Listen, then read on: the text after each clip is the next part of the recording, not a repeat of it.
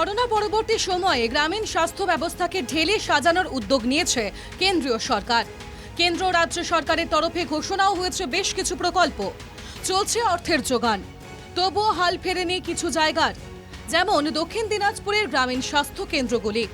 অভিযোগ, বেহাল স্বাস্থ্য কেন্দ্রগুলিতে চিকিৎসা করাতে গিয়ে সমস্যায় পড়ছেন সাধারণ মানুষ। হ্যাঁ, আমিও আসি, বাড়ির ফ্যামিলিও আসে। ওষুধপত্র পাওয়া যায়? হ্যাঁ, ওষুধপত্র দেয়, ওষুধপত্র না দেওয়া না, ওষুধপত্র দেয়, কিন্তু ডাক্তার ঠিকঠাক হয়তো আসে না। কেন ডাক্তার আসে না কেন? ডাক্তার আসে না, কেউ ছুটিতে থাকে, কারো অসুবিধার জন্য ডাক্তার ঠিকঠাক আসে না। প্রায় একবারে ভাঙাচোরা অবস্থায় রয়েছে। কতদিন থেকে এরকম দেখতে পাচ্ছেন? আমি এসে থেকে তো এরকমই দেখছি, এখন কতদিন থেকে এসে জানি না, কিন্তু ভালো হলে, নতুন হলে আমাদের সবারই সুবিধা হয়। জেলা স্বাস্থ্য দপ্তর সূত্রে জানা গিয়েছে, চলতি বছরের ডিসেম্বরের মধ্যেই প্রায় 60টি নতুন প্রাথমিক স্বাস্থ্য কেন্দ্রের কাজ সম্পন্ন হবে।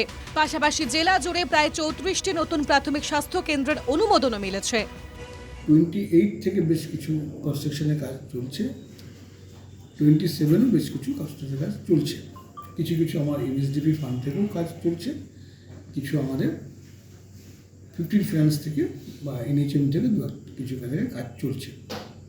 এবং এটা সর্বোপরি একটা বড় রকম একটা কনস্ট্রাকশন একটা কাজ চলছে, যেগুলোর মধ্যে দিয়ে আমরা আগামী কয়েক বছরের মধ্যে দু এক বছরের মধ্যে আমরা কিন্তু একটা লার্জ স্কেলে একটা চেঞ্জ আমরা পাবো, যেটা গ্রামীণ পরিকাঠামোটাকে একটু ঢেলে সাজানো এবং তার পাশাপাশি বেশ কিছু সার্ভিস সেখানে অ্যাড অন করা।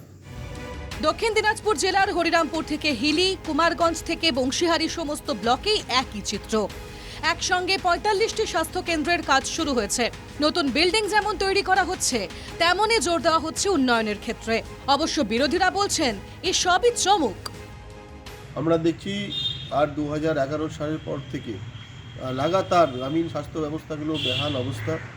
আমাদের জেলা বিশেষ করে হিলি থেকে শুরু করে কুমারগঞ্জ, তপন, কোথাও কোনো স্বাস্থ্য ব্যবস্থা বলে কিছু নেই। জেলা সদর হসপিটাল সেখানেই কিছু নেই, আর গ্রামীণ হসপিটালে কী থাকবে? আগে সেখানটায় ছোটো ছোটো অপারেশন থেকে সব কিছু হতো, আজকে সেখানে কোনো বেডগুলো আছে, কিছু কাজে লাগে না, শুধুমাত্র আর সেখানটায় আউটডোরগুলোকে চালানো হয়, আর তাতেও সে পরিষেবা দেওয়া হয়, সেগুলো মানুষ আর তাদের কাছে আশা ব্যঞ্জন নয় বা তাদের কাছে খুব আর প্রত্যাশিত নয়। সেই কারণে সেখানে দেখবেন এখন পেশেন্ট প্রচণ্ড কম আর নেই। সেই কারণে বেহাল পরিস্থিতি, এদের দিকে উদাসীনতা সরকারের, কোনোভাবেই গ্রামীণ মানুষ স্বাস্থ্য পাক এটা তারা চায় না বলে আমরা মনে করছি।